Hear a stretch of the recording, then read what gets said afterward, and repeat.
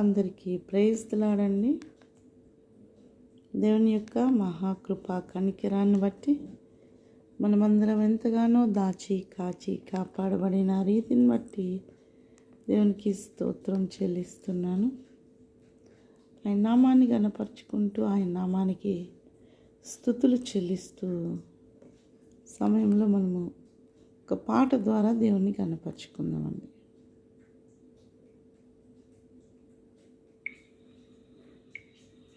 నీవుంటే చాలు నాకు యేసయ్యా, బ్రతుకంతా హాయిగా గడిపెదనేనయ్యా. నీవుంటే చాలు నాకు యేసయ్యా, బ్రతుకంతా హాయిగా గడిపెదనేనయ్యా. ఆదరించు వాడవు, ఆదుకును వాడవు, సేద తీర్చువాడవు, స్వేచ్ఛనిచ్చువాడవు, ఆదరించువాడవు, ఆదుకును వాడవు, సేద తీర్చువాడవు, స్వేచ్ఛనిచ్చువాడవు. నీవుంటే నాకు చాలు యేసయ్యా, బ్రతుకంతా హాయిగా గడిపెదనేనయ్యా. నీవుంటే చాలు నాకు యేసయ్యా, బ్రతుకంతా హాయిగా గడిపెదనేనయ్యా. బలహీన సమయములో నా కృప చాలంటివి, విశ్వసించిన చాలు విజయంబు మీదంటివి. బలహీన సమయములో నా కృప చాలంటివి, విశ్వసించిన చాలు విజయంబు మీదంటివి. నీవుంటే నీవుంటే నీవుంటే చాలు నాకు యేసయ్యా, బ్రతుకంతా హాయిగా గడిపెదనేనయ్యా. నా హృదయమే నీ ఆలయమని అంటివి, నాలోని నివసించి గొప్పవానివి గుంటివి. నా హృదయమే నీ ఆలయమని అంటివి, నాలోని నివసించి గొప్పవానిగా ఉంటివి. నీవుంటే నీవుంటే నీవుంటే నాకు చాలు యేసయ్యా, బ్రతుకంతా హాయిగా గడిపెదనేనయ్యా. లోకాంతము వరకు నన్ను విడువను అంటివి, ప్రతి అడుగులో నాలో ముందుండి నడిచితివి. లోకాంతము వరకు నన్ను విడువను అంటివి, ప్రతి అడుగులో నాతో ముందుండి నడిచితివి. నీవుంటే నీవుంటే నీవుంటే చాలు నాకు యేసయ్యా, బ్రతుకంతా హాయిగా గడిపెదనేనయ్యా. నీవుంటే చాలు నాకు యేసయ్యా, బ్రతుకంతా హాయిగా గడిపెదనేనయ్యా. ఆదరించు వాడవు, ఆదుకును వాడవు, సేద తీర్చు వాడవు, స్వేచ్ఛనిచ్చు వాడవు, ఆదరించు వాడవు, ఆదుకును వాడవు, సేద తీర్చు వాడవు, స్వేచ్ఛనిచ్చు వాడవు. నీవుంటే నీవుంటే నీవుంటే చాలు నాకు యేసయ్యా, బ్రతుకంతా హాయిగా గడిపెదనేనయ్యా. నీవుంటే చాలు నాకు యేసయ్యా, బతుకంతా హాయిగా గడిపెదనేనయ్యా. ఆమేన్. హల్లెలూయా. ఆమేన్. హల్లెలూయా.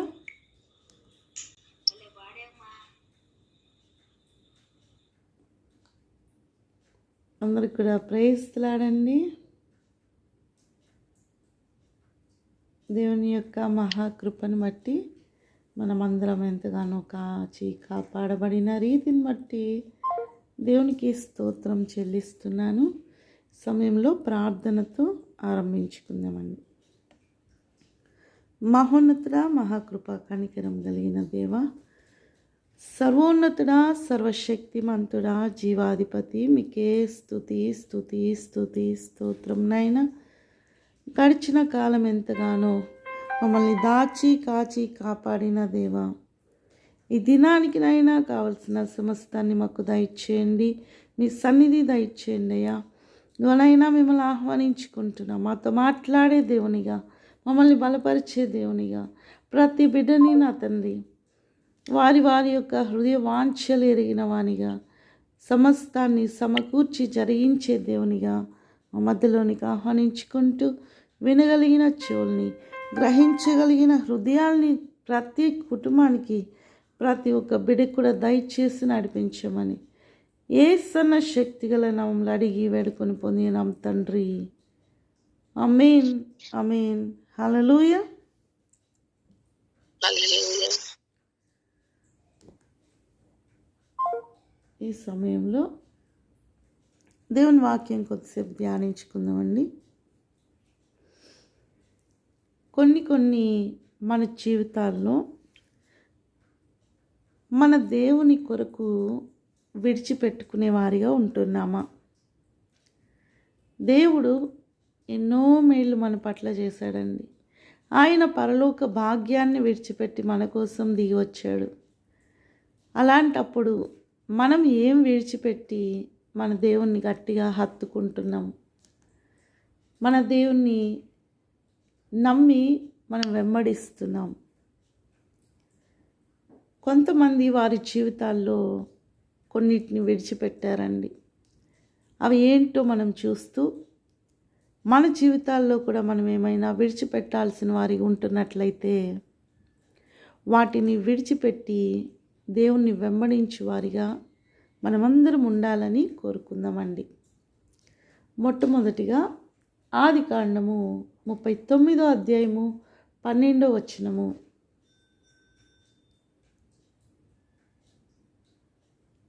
అప్పుడామె అతని వస్త్రము పట్టుకొని తనతో చెయ్యినింపమని చెప్పగా అతడు తన వస్త్రమును ఆమె చేతిలో విడిచిపెట్టి తప్పించుకొని బయటికి పారిపోయాను.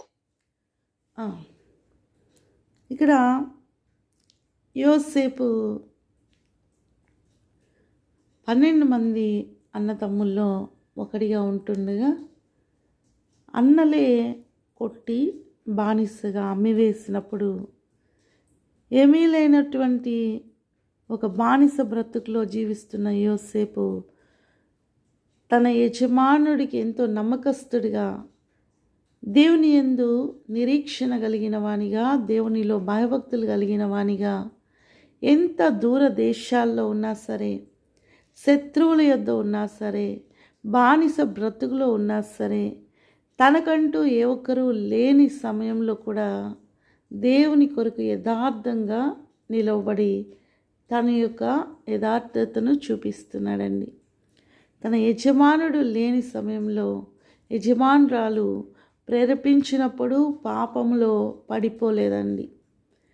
ఆ పాపము దేవునికి విరోధముగా ఇంత ఘోర పాపాన్ని నేను ఎట్లా చేయగలను అని ఒక్క నిమిషము ఆయన ఆలోచిస్తున్నాడు. అలా మనం ఆలోచించగలిగిన వారిగా మనం ఉన్నామా అని ఒకసారి మనము 9వ వచనం చూద్దామండి. నీవు అతని భార్యవైనందున నిన్ను తప్ప మరి దేనిని నాకు అప్పగింప ఉండలేదు. కాబట్టి నేనెట్లు ఇంత ఘోరమైన దుష్కారము చేసి దేవునికి విరోధముగా పాపము కట్టుకుందునని తన యజమానుని భార్యతో అనెను. ఇంత ఘోరమైన దుష్కార్యము చేసి దేవునికి విరోధముగా పాపము కట్టుకొందును.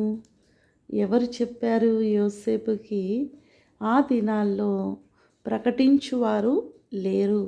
ఆ దినాల్లో గ్రంథము రాయబడి వాళ్ళ కోసము మనలాగా చేతికి అంది లేదండి. అలాంటి దినాల్లోనే యోసేపు ఎంతో నమ్మకంగా, ఎంతో యథార్థంగా దేవుని కొరకు నిలవబడ్డాడు. తన పై వస్త్రపు చెంగుని విడిచిపెట్టి, అంటే తనకివ్వబడిన అధికారముతో కూడిన వస్త్రము అండి, పైన ఒక హోదాకు తగినట్టుగా వేసుకున్న వస్త్రాన్ని కూడా విడిచి అక్కడి నుండి పారిపోతున్నాడు. 15వ వచనం చూద్దామండి.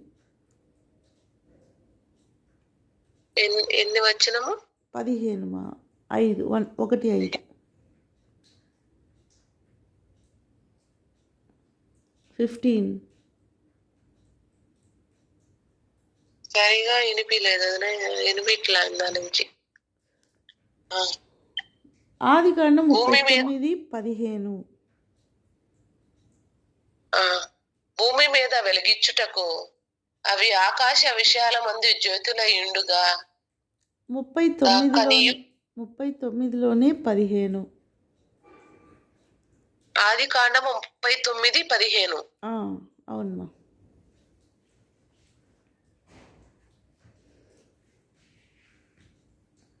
నేను బిగ్గరగా కేక వేయుట వాడు విని నా దగ్గర తన వస్త్రమును విడిచిపెట్టి తప్పించుకుని ఇంటికి పారిపోయానని వారితో చెప్పి.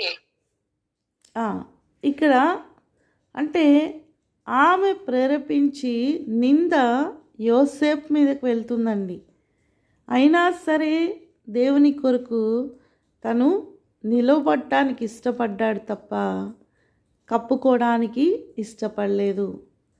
దాన్ని విడిచిపెట్టి తప్పించుకొని పారిపోయాడు అన్నాం. ఈ మాట దేవుడు విన్నాడండి, దేవుడు చూస్తున్నాడు. దాని ప్రతిఫలము అదే యోసేపుని ఒక రాత్రి తర్వాత ఆయన ప్రధానమంత్రిగా మార్చగలిగాడు. ఇప్పుడు వెంటనే అయిపోలేదండి, ఇంకా ఆయన చెరసాల్లోనే ఉంటాడు. ఇంకా కొద్ది దినాలు గడుస్తాయి. సమయము రావాలండి, ప్రతిదానికి సమయం రావాలి. కనుక కొన్ని సమయాల్లో మన ఓర్పుతో ఎదురు చూడాలి. ఏం విడిచిపెట్టాలో సరైన సమయంలో మనం విడిచిపెట్టాలి. రెండవదిగా మత్తయి సువార్త 4:20 వచనం. మత్తయి సువార్త 4:20. వెంటనే వారు తమ వలలు విడిచిపెట్టి ఆయనను వెంబడించిరి. ఇక్కడ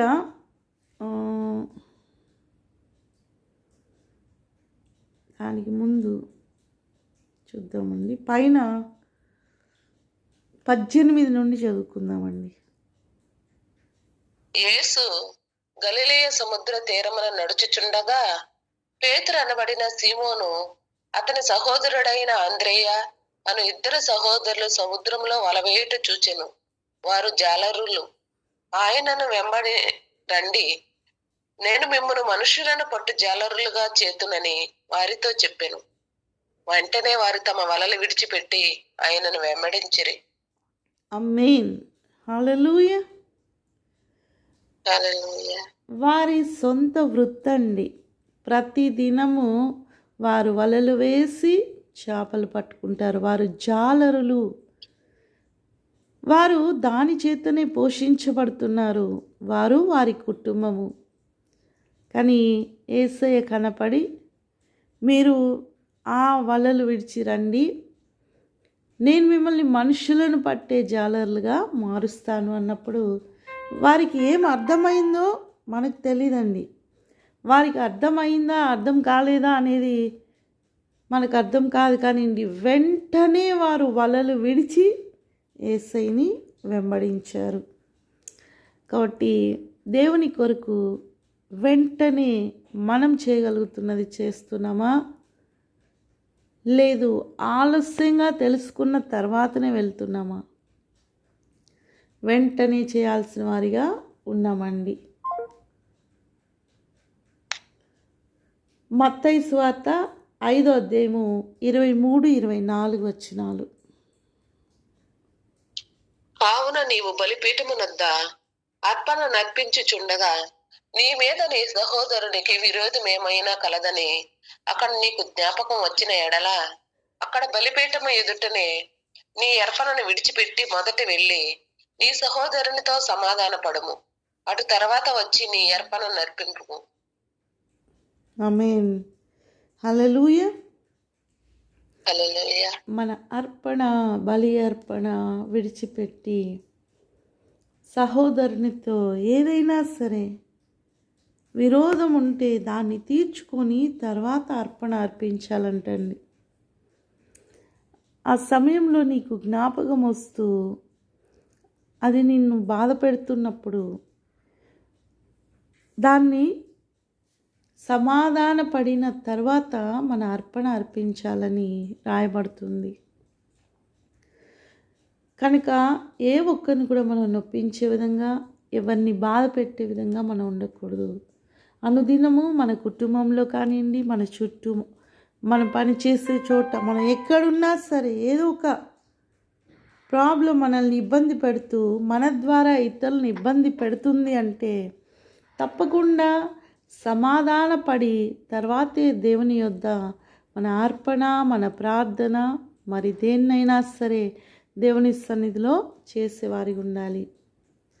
తర్వాతగా మనము యోహాను సువార్త 4:28, యోహాను సువార్త 4వ అధ్యాయము 28వ వచనము. ఆ స్త్రీ తన కుండ విడిచిపెట్టి ఊరులోకి వెళ్ళి అయితే ఇక్కడ ఒక స్త్రీ దప్పిక కోసము, నీరు కోసము బావి దగ్గరకు వస్తుందండి. కానీ యేసయ్యతో మాట్లాడిన తర్వాత ఆ కుండను అక్కడ విడిచిపెట్టి ఊర్లోకి వెళ్ళి సాక్ష్యం చెప్తుంది, తను సువార్తను చెప్తుంది. దీన్ని బట్టి విన్నవారు అనేక మంది వచ్చి వారంతా కూడా రక్షించబడ్డారు, ఆయన్ని చూడగలిగారు, ఆయన మెస్సయాని ఆమె కనుగొన్నదండి. కాబట్టి ఏ సమయంలో మనకున్నటువంటి ఈ లోక సంబంధమైన ఎలాంటి కార్యాన్నైనా కొన్నిసార్లు మనము విడిచిపెట్టి వెంబడించాల్సిన వారిగా ఉంటాము.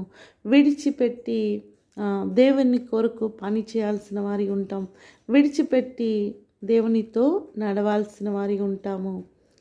హెబ్రీ పత్రిక 6:1 వచనము.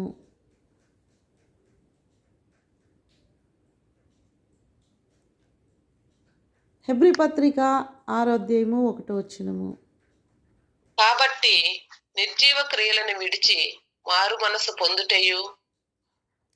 ఇక్కడ నిర్జీవ క్రియలను విడిచిపెట్టాలి మనము.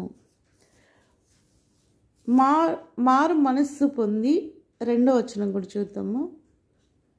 దేవుని అందలి విశ్వాసమును, బాప్తిసములను గూర్చిన బోధయు, హస్త నిక్షేపణములను, మృతుల పునరుద్ధానమును, నిత్యమైన తీర్పును అను పునాది మరలా వేయక క్రీస్తును గూర్చిన మూలోపదేశము మాని సంపూర్ణల మొగుటకు సాగిపోదము.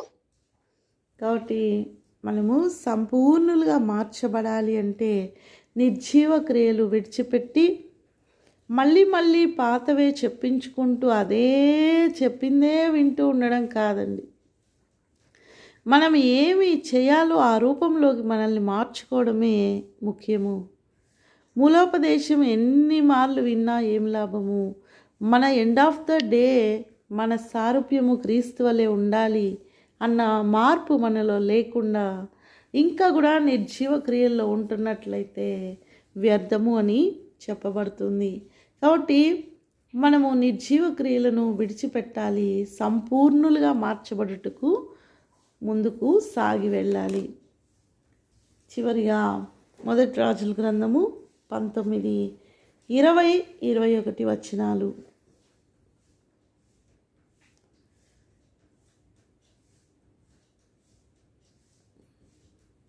మొదటి రాజుల గ్రంథము 19వ అధ్యాయము 20-21 వచనము. అతడు ఎడ్లను విడిచి ఏలియా వెంట పరిగెత్తి, నేను పోయి నా తల్లిదండ్రులను ముద్దు పెట్టుకుని తిరిగి వచ్చి నిన్ను వెంబడించేదనని చెప్పి అతనిని సెలవడుగగా, అతడు పోయి రమ్ము, నా వలన నీకు నిర్బంధము లేదని చెప్పెను. అందుకు అతడు అతనిని విడిచి వెళ్ళి కాడి ఎడ్లను తీసి వధించి వాటి మాంసమును గొర్తెను గల చేత వంట చేసి జనులకు వడ్డించెను. వారు భోజనం చేసిన తర్వాత అతడు లేచి ఏలియా వెంబడి వెళ్ళి అతనికి ఉపచారం చేయుచుండెను. ఆమేన్, హల్లెలూయా. ఇక్కడ ఎలీషా ప్రవక్త వచ్చిన సమయంలో ఏలియా ప్రవక్త వచ్చినప్పుడు ఎలీషా అక్కడున్న తన పొలములో, సొంత పొలంలో దుక్కిటెద్దులతోటి పొలంలో దున్నుకుంటున్న సమయం అండి. అక్కడ వాటిని విడిచిపెట్టి, కాడి ఎడ్లను ఆయన విడిచిపెట్టి, తనదంటూ తన పొలాన్ని, తన వృత్తిని విడిచిపెట్టి ఏలియాను వెంబడించడం మనం చూస్తున్నామండి. అది వృధా అయిందా? కానే కాదు. ఎప్పుడైతే ఏలియాను వెంబడించాడో రెండింతల ఆత్మను పొందుకొని ఎలీషా గొప్ప ప్రవక్తగా ఆయన దేవుని కొరకు నిలబడ్డాడండి.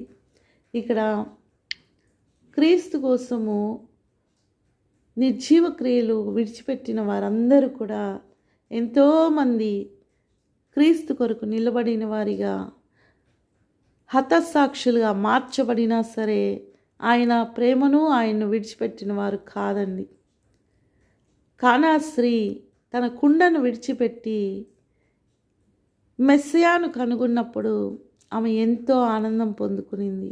అన్య జనులు సైతము రక్షించబడతారన్న ఆ సువార్తను ఆమె మోసుకొని వెళ్ళింది. ఆమె ఎంతో సంతోషంతో తన హృదయం నింపబడింది. తనకున్న బాహ్యంలో తను తాగు నీరు కంటే దేవుడిచ్చే జీవ జలాలు మధురమైనవని ఆమె తన జీవితంలో కనుగొనిందండి. అంతేకాదు, అర్పణ విషయంలో మనము సహోదరునితో సమాధానము కలిగి ఉండాలి అని మనము తెలుసుకోవాలి. ఇంకా మన యేసయ్య శిష్యులుగా పేతురు, అంద్రెయ వీరిని దేవుడు మనుషులు పట్టు జాలర్లుగా చేస్తానంటే వారి వలలు విడిచిపెట్టి దేవుణ్ణి వెంబడించారు. అట్టి రీతిగా వారు వెంబడించుట ద్వారా వారు గొప్ప అపోస్తులుగా మార్చబడ్డారు. దేవుని శిష్యులుగా పేరు తెచ్చుకున్నారు. పరిశుద్ధ గ్రంథంలో వారి కొరకు కొన్ని పేజీలు రాయబడ్డాయండి. మనము విడిచిపెట్టడం వలన, దేవుని కొరకు నిలవబడడం వలన ఎక్కడ కూడా ఏ అన్యాయం లేదండి. ఎక్కడ కూడా ఎలాంటి ప్రతిఫలం లేకుండా అయితే లేదు. ఖచ్చితంగా వారంతా కూడా ఎంతో గొప్పగా ఆశీర్వదించబడ్డారు. అంతేకాకుండా యోసేపు జీవితంలో ఒక గొప్ప స్త్రీ ఎంతో అందగత్త అయిండొచ్చు, డబ్బున్నవారు అయిండొచ్చు, యోసేపు ఒక బానిసగా ఉండిండొచ్చు. కానీ ఒక పాపానికి ప్రేరేపించబడకుండా తన పై వస్త్రాన్ని సైతం విడిచిపెట్టి దేవుని కొరకు నిలబడిన యోసేపు ఎంతో యథార్థవంతునిగా దేవుని ఎదుట నిలవబడ్డాడు. పరిశుద్ధత కాపాడుకోవడము చాలా ముఖ్యమండి. దేవుని ఎదుట పరిశుద్ధులుగా, నిందారహితులుగా మనం ఉండాలని దేవుడు కోరుకుంటున్నాడు. కనుక మనము యోసేపు వలె మన హృదయాలు పరిశుద్ధతతో నింపుకునే వారిగా మనం ఉండాలి. అందరం కూడా ఇట్టి ఒక గొప్ప హృదయం కలిగిన వారిగా ఉంటూ మనమేం విడిచిపెట్టాలో మనలో మనము ధ్యానిస్తూ ప్రార్థనలో ఏకీభవించాల్సిందిగా కోరుతున్నానండి. మహోన్నతుడ, మహాకృప కనికరం కలిగిన దేవా, సర్వోన్నతుడ, సర్వశక్తిమంతుడవయ్యా, జీవాధిపత్యు నా తండ్రి, ఇదిగోనైనా మీరు మాట్లాడిన ప్రతి మాటను బట్టి వందనాలు, స్తోత్రములు. యోసేపు వలె మేము కూడానైనా విడిచిపెట్టుటకు సిద్ధంగా ఉండటకు మనసును దయచేయండి. యథార్థవంతులుగా మా పరిశుద్ధతను కాపాడుకునే వారిగా, పాపమును విడిచిపెట్టి ఎవరైనా ప్రేరేపించబడుతున్న ప్రతి వ్యతిరేకమైనటువంటి కార్యాలను విడిచిపెట్టినైనా మీ కొరకు నిలవబట్టుకు సహాయం దయచేయండి. ఎవరైనా కానా స్త్రీవలే మాకున్నదాన్ని విడిచిపెట్టుటకు, అపోస్తుల వలె ఎవరైనా మీ శిష్యులైనటువంటి పేతురు, అంద్రే వంటి వారి వలె వారి సొంత వృత్తిని విడిచిపెట్టినట్టుగా, ఎవరైనా ఎలీషా ప్రవక్త వలె తన సొంత పొలాన్ని, ఆస్తిని, తన కుటుంబాలన్నింటినీ విడిచిపెట్టినట్టుగా, ఇదిగోనైనా ఇప్పుడైతే ఇదిగోనైనా మా కుటుంబాలు విడిచిపెట్టమని చెప్పట్లేదు, కానీ కుటుంబం అంతా కలిసి దేవుని కొరకు బ్రతకడం నేర్చుకోమని చెప్తున్నావయ్యా. మీకే మహిమ చెల్లిస్తున్నాను. ప్రతి కుటుంబాన్ని దర్శించండి, వారి వారి అక్కర్లు తీర్చండి అయ్యా. మీరు మాట్లాడండి, హృదయాల్ని, అంతరంగాన్ని పరిశోధించేదేవా, పరిశీలించేదేవా. గృహాల్లో, కుటుంబాల్లో ఎలాంటి గొడవలు, మనస్కష్టాలు లేకుండా సమాధానము దయచేయమని ప్రార్థిస్తున్నానయ్యా. ప్రతి కుటుంబాన్ని మీరు యజమానుడిగా ఉండి నడిపించండి, మీ కంచెలో భద్రపరచండి అయ్యా. సమస్తము ఎల్లప్పుడూ మీకు మహిమగా మార్చి ప్రతి బిడ్డని ఆశీర్వదించి నడిపించమని యేసన్న శక్తిగల నామములో అడిగి వేడుకొని పొందినాం తండ్రి. ఆమేన్, ఆమేన్, ఆమేన్. హల్లెలూయా. హల్లెలూయా. ప్రైజ్ లార్డ్ అండి అందరికీ.